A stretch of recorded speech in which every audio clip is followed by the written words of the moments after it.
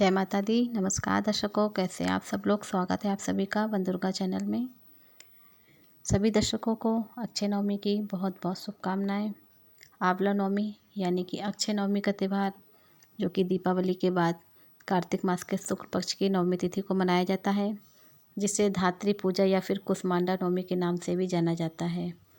पौराणिक मान्यताओं के अनुसार कार्तिक शुक्ल नवमी से लेकर पूर्णिमा तिथि तक भगवान विष्णु आंवले के वृक्ष पर निवास करते हैं, इसलिए इस पेड़ की पूजा अर्चना की जाती है। और ये भी कहा जाता है कि इस दिन भगवान श्री कृष्ण अपनी बाल लीलाओं का भी त्याग करके वृंदावन की गलियों को छोड़कर मथुरा चले गए थे।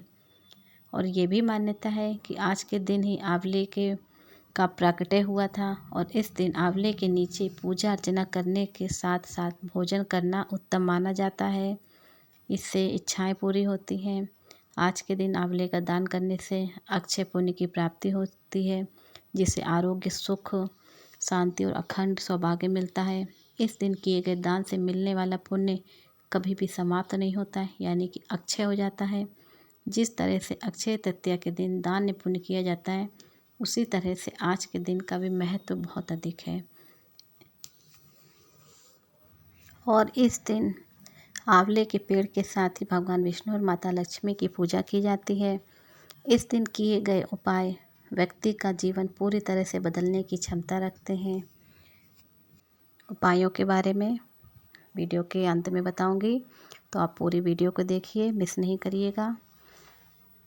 इस दिन सुबह जल्दी उठकर स्नान ध्यान करके आंवले के वृक्ष की पूजा करना ही बहुत ही शुभ मुहूर्त में करना चाहिए। आंवले के वृक्ष की जड़ में दूध, कच्चा दूध, जल, अक्षत और चंदन आदि अर्पित करने के बाद एक दीपक जलाना चाहिए और भगवान विष्णु, माता लक्ष्मी के मंत्रों का जाप करके 7 या 11 बार परिक्रमा करनी चाहिए या 108 बार करें आप। फिर आंवले के पेड़ के नीचे बैठकर ही भोजन करना चाहिए। सात्विक भोजन पहले आप भगवान को अर्पित करें, फिर प्रसाद में आप स्वयं भी ग्रहण करें। और इस दिन आंवले के भोग भगवान विष्णु और माँ लक्ष्मी जी को अर्पित करके स्वयं भी आंवले के पेड़ के नीचे ही सेवन करना चाहिए। आंवले के फल या आंवले का चूर्ण का सेवन भी इस दिन किया जाता है। अगर आपके आसपास आंवले का वृक्ष ना हो तो आंवले के फल खाकर उनको ऊपर से थोड़ा सा काट कर गोल बाती रखकर दीप जलाना चाहिए, जिसे आंवला दीपदान कहते हैं। ऐसा करने से माँ लक्ष्मी जी की अपार कृपा मिलती है।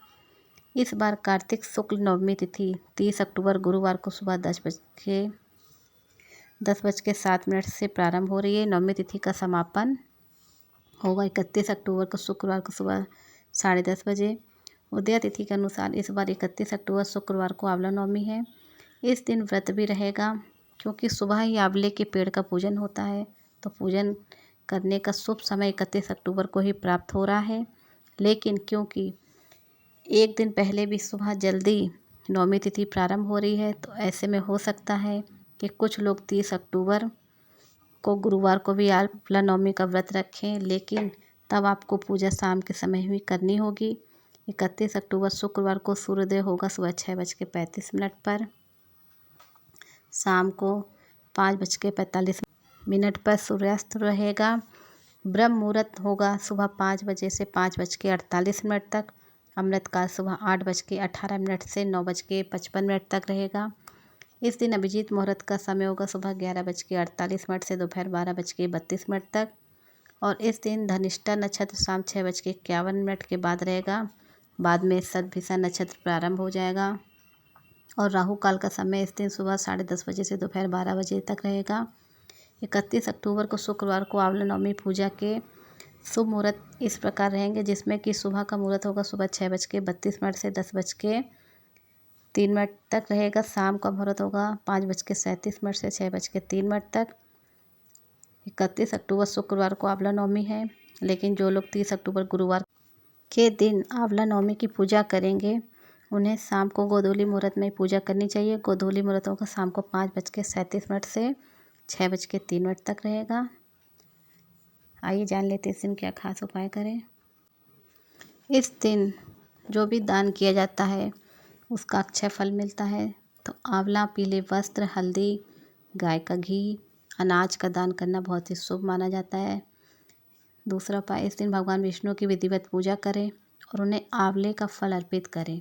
इससे श्री हरि विष्णु का आशीर्वाद कृपा मिलती है।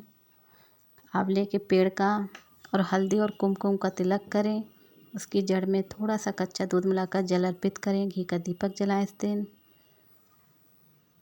चौथा उपाय, आंवले के पेड़ के चारों ओर 7, 9 या 11 बार कलावा बांधें और अपनी सामर्थ्य के अनुसार 7, 9 या 108 बार परिक्रमा करें।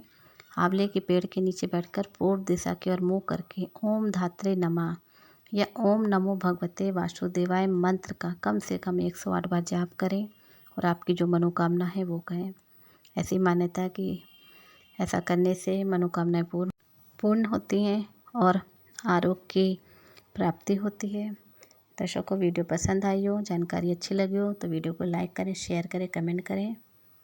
जय माता रानी। हर हर महादेव।